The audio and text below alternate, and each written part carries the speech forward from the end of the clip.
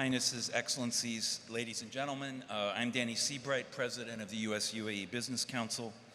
Pleased to be joined on stage by a group of very distinguished panelists for a timely and important discussion around the appropriate regulation and supervision of climate frameworks. This discussion is focused on how regulators and standard setters are approaching key issues, including data, disclosure, taxonomy, greenwashing, and avoiding fragmentation. As we like to say in the United States, those who can walk the walk in addition to just talking the talk are the true leaders and the trendsetters. And I'm joined in the stage by folks today who are going to comment on best practices in that regard. Adrian Rimmer, Director of Sustainable Finance at the London Stock Exchange Group, a diversified global financial markets, infrastructure, and data business. Francis McLeod, founding partner at Forensic Risk Alliance, a business consultancy that provides forensic accounting, data governance, and compliance consulting services. Issam Abuslayem, Regional Director for the GCC at the World Bank. And Shargil Bashir, Chief Sustainability Officer at First Abu Dhabi Bank, which is not just the largest bank in the UAE, but the first bank in the Middle East to commit to a target zero emissions by 2050. As our time is short, I'd like to jump right in. I'm going to let each of the panelists give you a couple minutes of overview of key points that they'd like to make, and then we'll launch right into a short discussion. So if I could start, please, with Adrian. Go ahead. Thanks very much. I thought I'd start with a bit of context. We're talking about the role of regulation and disclosure. And we've come a long way so far in terms of, particularly on climate disclosure, with voluntary action, voluntary disclosure, and the frameworks that have been built up, the standards that have been built up around that process. I think that was very necessary to let leaders show the way, show what was possible and what the benefits of disclosure are. And it's also enabled us to innovate in terms of the development of standards to get those right. But the reality is now that we've reached a point where voluntary disclosure is no longer working. And we need to build in greater sense of regulation. So globally, now 42% of large and mid-cap firms disclose their Scope 1 and 2 emissions. And there are big regional differences in that. So in Europe, 89% of large and mid-cap companies disclose. In the US, it's 53%, and in China, 23%. So we need a level playing field, and we need to make sure that investors who invest globally can get the information that they need. Right now, we've got models, estimates that are being used to fill the gap, and they can be wildly inaccurate, which means that asset managers, asset owners fail to deploy their assets in the way that they're seeking to. And it also is about the transition too, in terms of green revenue. So as companies build new products and services, we want to see them recognized for that success and capital to flow to those companies. So we have sort of three perspectives on that. We want to see by 2025, governments introducing domestic disclosure frameworks on an economy-wide basis, using the TCFD as the kind of a framework for that to get consistency worldwide. We want to see policymakers also drive disclosure around green revenues, so we can see companies as they transition their business and be rewarded for that. And finally, we want to see mandatory transition plans being put in place so that companies are required to explain how they're transitioning their business over time. And that, I think, will sort of lead us into a discussion around the role of regulation in this. Thank you. Adrian, thank you so much. Francis, from your perspective, please. Yeah, thank you. I'm coming at this from a perspective of somebody who has witnessed compliance transformations in a variety of different areas. I recently actually served as a compliance monitor for a company that was caught up in the Dieselgate scandal, which is obviously one of the largest environmentally related scandals in the history of being uncovered. And I think one of the things that would be quite useful, particularly as corporates come to navigate the challenges around the disclosures that Adrian just mentioned, is can we draw parallels between fraud, bribery, anti-money laundering regulation, and enforcement activity trends that we have seen in other areas? And particularly, I think the key here is going to have some clarity around what data and how that data is actually analyzed and reported out on. And I think, again, because the majority of the stakeholders that I deal with are in the private sector, I think the key is also to get ahead of this and try and have a clear understanding of the current position you have, where your risks lie, and I think we're going to hear later on about how this sits within the risk management framework, and start to try and really understand what data you have available, what the veracity, what the richness, what the granularity of that data is, so that when these frameworks and reporting guidelines are established, you're in a good position, certainly in the private sector and particularly in the space of listed companies, to be able to report out in a way that is really meaningful, that is risk mitigating, and that is also going to give investors the transparency that they require. Francis, thank you. Appreciate that. Isam, when the World Bank speaks, everyone listens. What do you have to say on this topic, please? Thank you, Danny. It's great to be with this privileged colleagues around here, and also to be in Abu Dhabi.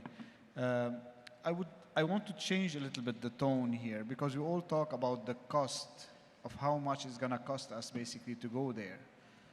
And what we launched at the beginning of the month here in Abu Dhabi was our Gulf Economic Update, and there was a special focus section in it that showed the green growth opportunities, even for the GCC countries, UAE and the rest of the GCC, where it showed that if the GCC moved into a green growth strategy, they will add 3 to 6 extra percentage point of growth between now and 2050.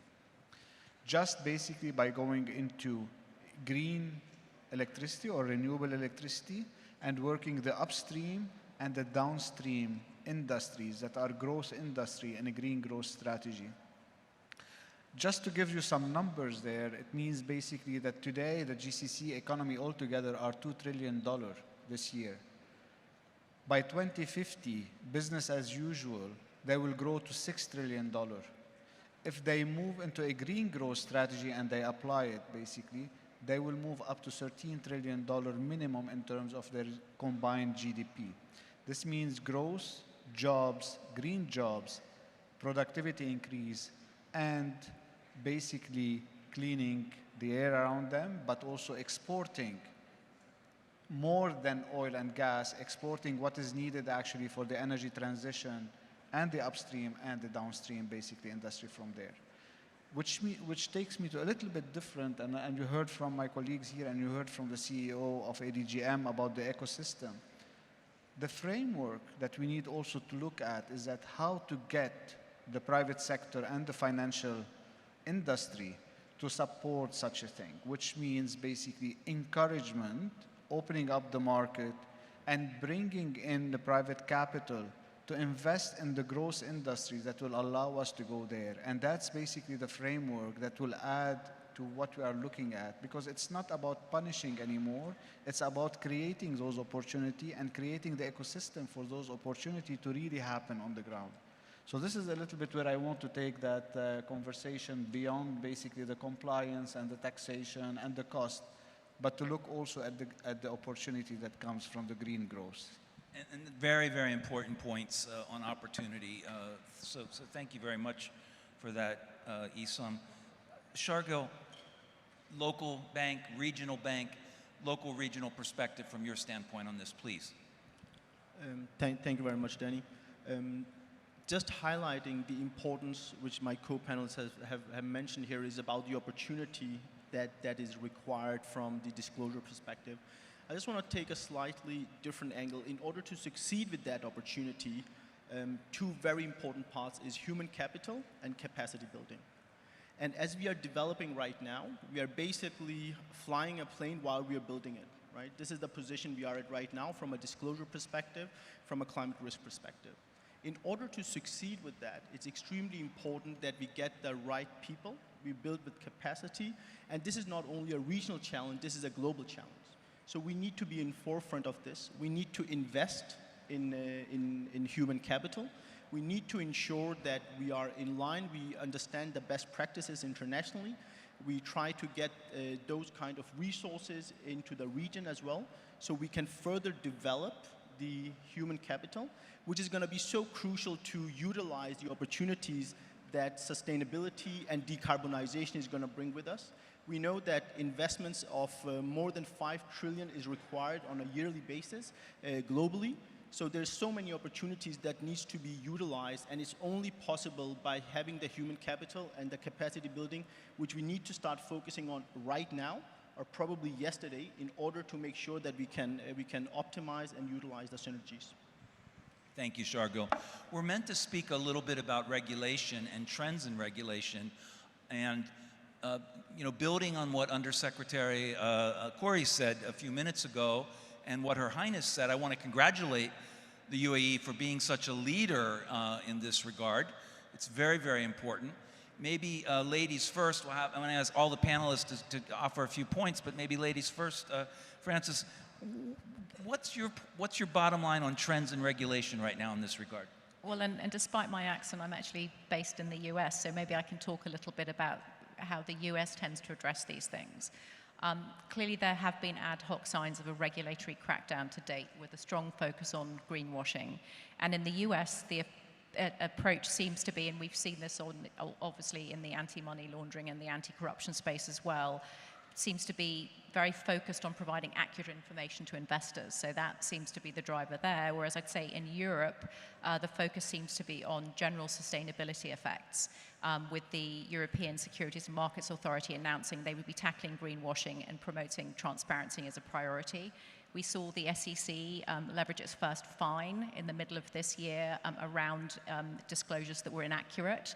And I suspect we're going to continue to see that in the States. Would tend to be more stick than carrot, but I agree very much with the comments on opportunity being enhanced, and there needs to be some carrot along with stick. You're also seeing a little bit of a trend towards greenwashing litigation being driven by various activist groups, for example, in the aviation industry around packaging and also in clothing as well, and some consumer protection groups as well, quite focused on that area. So there's a whole gamut of regulatory and litigation impact starting to manifest, and I think we'll see more of that going forward. So the US perspective. Adrian, what about the British or the UK or the European perspective, please? Sure, I think it's always interesting to see the difference in approach between the US and Europe in terms of regulatory versus enforcement. And what we see very much is in the UK, I think a quite progressive approach in terms of mandating transition plans, so requirements to publish transition plans, and also I think very importantly a roadmap that says this is not just for the largest companies, but this is for all companies, and clearly a significant decision by the FCA in the UK to say actually we're going to regulate the private companies through the asset management community. So actually giving a clear sense that all companies are going to have to disclose this information. So creating that level playing field, I think, is important across public and private assets. In Europe, I think with the real focus on double materiality is really interesting. So not just the risks of climate change to companies, but the risk that they pose and how they're mitigating that. So again, what we're seeing more and more is standardized approaches to disclosing data that investors can use, and investors really want it. I was party to the consultation process with the FCA, and I was really surprised in a positive way, but genuinely surprised how much the asset managers and asset owners on that call were demanding regulation as soon as possible. It really showed me where the direction of travel is coming from. Thank you. Shargil, why don't you say a few words about the local perspective here in the UAE on regulation trends, and then I'll come to Isam and ask him to give a regional perspective from the World Bank's perspective. Go ahead. So from a UAE perspective, we have seen, we're in a transition right now, and I think Mr. Emmanuel made a very good point that the Sustainable Finance Working Group has been looking into that, what is the direction that needs to be set, working from that perspective. We also heard Her Highness mentioning the importance of disclosure and ESG reporting. We recently saw ESCA, the local regulator, ADX, coming out and putting requirements to listed companies to have ESG reporting in place and disclose their scope 1 and 2. So we are going to definitely see more and more requirements coming into the region, which are also necessary in order to unlock the potential of green financing in the region. Because until you have a starting point and a baseline, it's difficult to understand how your decarbonization journey will look like. So we are starting to see that happening in the region. We are seeing some of the best practices being adopted as well. And we expect that that will continue, which is extremely important. And it's very assuring to hear that we can expect much more happen over the next 12 to 18 months. So, Isam, from the UAE's perspective, I know well that there's always a first step at looking at best practices from around the world. From your standpoint, looking at the region, what are the trend lines in this regard? Thank you. First, let me say that COP27 is happening in this region, and COP28 is going to happen actually in one of the major oil exporting country in the world, which is the UAE. So this is a change in dynamics when it comes to where things are going and how basically the UAE and also the rest of the GCC are starting to take advantage of this transition. And the UAE probably among the GCC and in the MENA region, we're among the first basically to create, you know, the Masdar and trying to see how you can create a city of zero emission. But what we have seen also is that their companies are starting to invest worldwide. I mean, you've seen Masdar here, you have Aqua Power on the other side of the border in Saudi Arabia, and they're becoming a multinational, investing only in renewable and green hydrogen. So they are actually looking at those opportunities from a different perspective, even in countries like the UAE as major oil exporter. What I mentioned earlier was a transition only here, but when we look at it globally, this transition just in the energy side is $27 trillion between now and 2050. If we add to it the other sector, from energy efficiency to like the transport to agriculture and so on, we're looking above $100 trillion of investment opportunities between now and 2050. So this region is starting to harvest the sun, and that sun, they're going to export it. And we have seen already preliminary feasibility study going from North Africa to Europe, feasibility study going from Saudi Arabia to Ethiopia, even feasibility study going from here to India, and linking basically through the Caucasus probably in the future going also into Europe. So what we are seeing basically that what used to be a sector that they are fearing from it on their industry, which is basically oil, they are looking now at it from a different perspective, and they are actually adjusting their policies and regulation to encourage this type of exporting things other than oil and gas. And just let me say one thing, it's in all their vision. They want to actually diversify their economy. To a certain extent, they've been successful in the GCC. Where they have been less successful is diversifying of their export. And that's basically where the green growth agenda could help this part of the world diversifying their export. So by the time oil and gas are not needed as we have it today, they have actually diversified export that can help them move forward into the future. Thank you so very much. Time's a little short for the panel. We've talked about opportunities, we've talked about trends.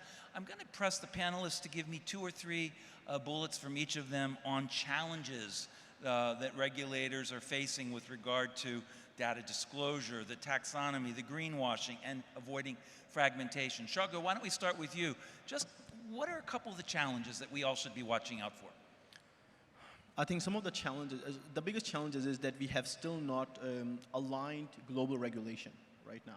We are seeing regulation coming through in the UK, we are seeing EU, we are seeing US, we are seeing regional regulation. And if you're working as a global institution, there's multiple regulation you need to look into. There's a big unalignment. Right now, I think there's more than 50 taxonomies around the world, which one to follow, which one not to follow, which one is gonna be the definition for the future. I think the biggest challenge is that we now need to say that, okay, we need to start aligning the regulations because we all, end of the day, want the same thing. We want to have a strong framework globally around sustainability, around disclosures, around data, which then should have regional context and say the European market is different to the Middle East. We need to have a Middle Eastern context. We need to have a North American context. But we need to align the regulation on disclosures, on climate risk. We need to do it on taxonomies. I think that's extremely important. Otherwise, we will still sitting in a couple of years and have not gone that much further. Let me go to Francis and then Adrian, and then we'll come back at the end here to Isam. But Francis, from a forensics perspective, what are the biggest challenges from a forensic risk perspective? I think it's back to the data point and the proliferation of data and having some clarity around best practices in what to focus on, how to gather it, and how to report out. And as you say, but without the consistency in frameworks and taxonomies, that in itself becomes challenging. So I think the faster we can converge to get some of those best practices around what to track, how to track, and how to report it. And as you say, some of that will be regionally specific, it will be industry specific, and the risks will diverge. But I think, we've done it in other areas. We see, consistency in reporting in other areas which are compliance driven as well as, ethically and morally so compelling. That has to be the key to get that framework in place so the reporting and the data management can then flow out to reflect what is required and agreed upon to be required, because ultimately we're going to have to benchmark and measure. So data is so critical in so many areas, and not surprising that from your perspective, it's a really big challenge. Yes. As well here. Yep. Thank you, Adrian.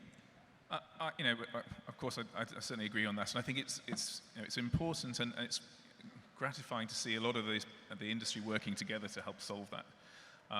We led a piece of work with the UN Sustainable Stock Exchange Initiative to create model guidance for TCFD disclosure that can be used by all stock exchanges to sort of drive consistency.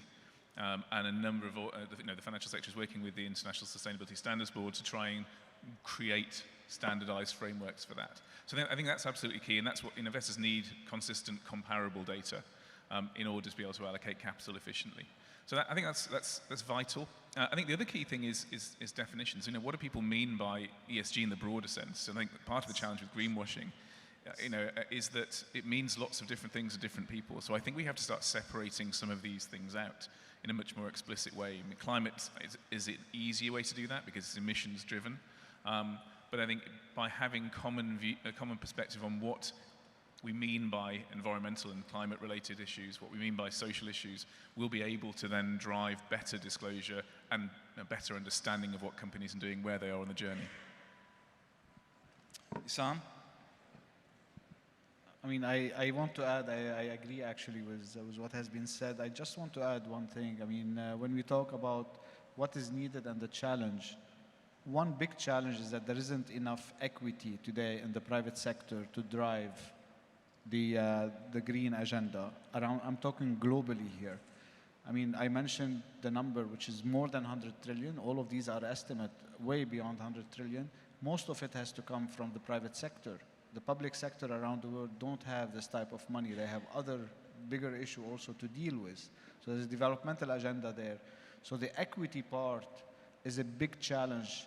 The other challenge globally is that we don't have an enabling environment for the private sector everywhere to come in and do the job. And that takes a lot of legal reform, regulatory reform, but also how to do this in a very transparent way, especially when you have a partnership between the public and the private. So those challenges are extremely important to move this agenda forward and to take advantage of the opportunity that I mentioned in my first answer. Thank you. I often throw out the question to panelists at the end of a discussion about what keeps you up at night. What do you worry about in this regard? In getting to net zero in 2050, what do we worry about, what are going to be? We talked about challenges, but what are the are there any black swans out there that you think could derail this, or are we positive and on track? And just, this is a chance for you to crystal ball just a little bit. Francis, you first. That's a very difficult question, because black swans are always, by definition, kind of the unknown. I mean, look, I think we're sitting here because there is a global commitment.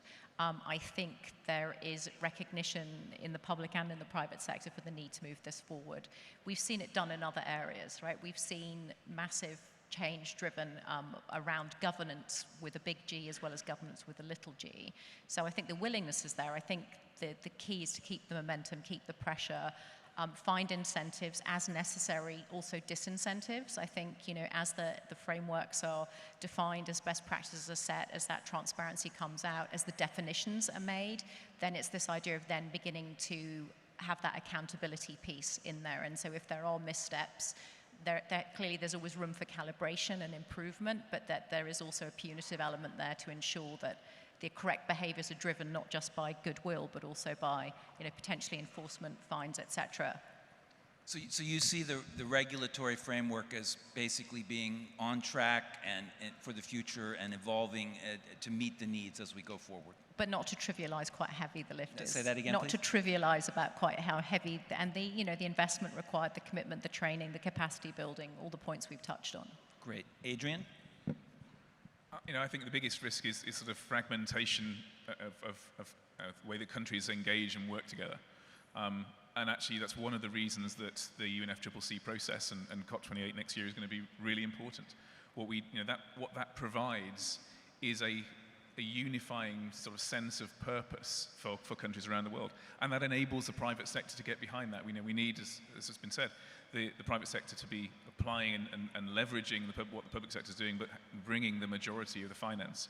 So to get a consistent sense that all countries want to move forward, they may do so in slightly different ways, but that are working in the same direction, I think is vital if we're to see success in this endeavor. Shargo, what keeps you up at night?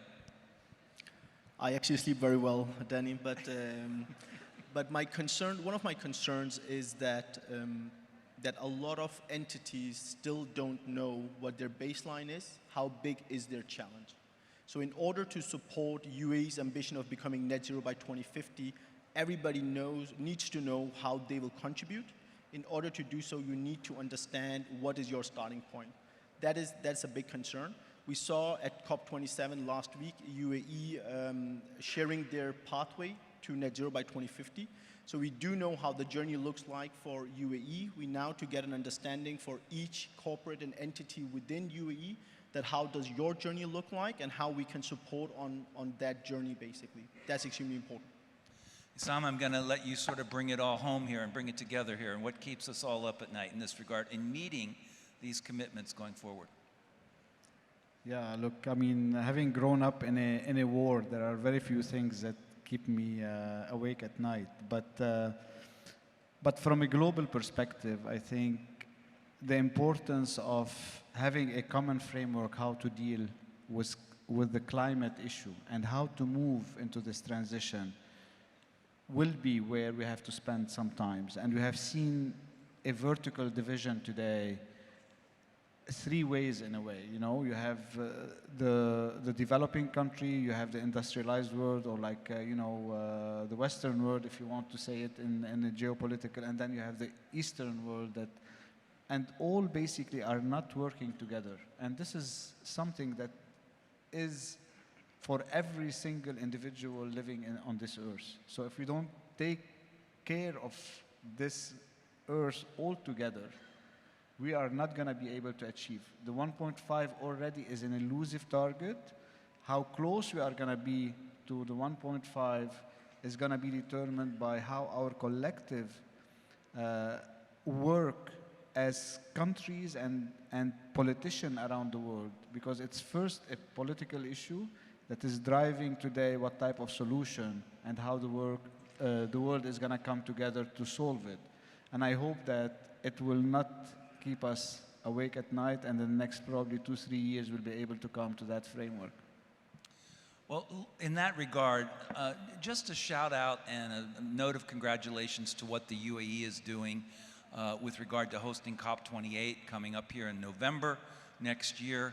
I talked with the leadership. I understand, I believe what the goals and objectives are for this COP28, and they're nothing short of incredibly significant and earth-changing for the future.